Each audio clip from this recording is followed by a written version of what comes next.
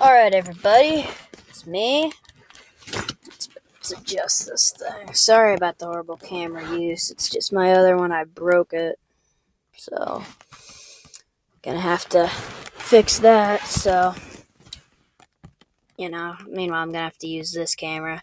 But today I'm gonna be going over my belt buckle.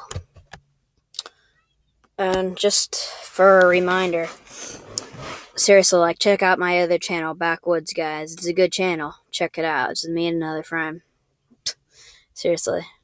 But I'm gonna show you guys my belt buckle stuff, and so, make sure you check that channel out, seriously. Alright, so here's the belt buckle. Let's put this camera down. Screw it. I'm just gonna take the thing off. So, let's see. Boom. It's Deere belt buckle. Let's adjust this thing.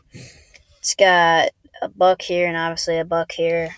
It's gold, actually, seriously. It was metal. Get it off Amazon.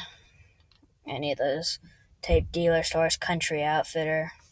Here, let's zoom. That's it there. So that is my belt buckle. That's some of the country things that I wear. Camo. So, that's what I do. Alright, y'all.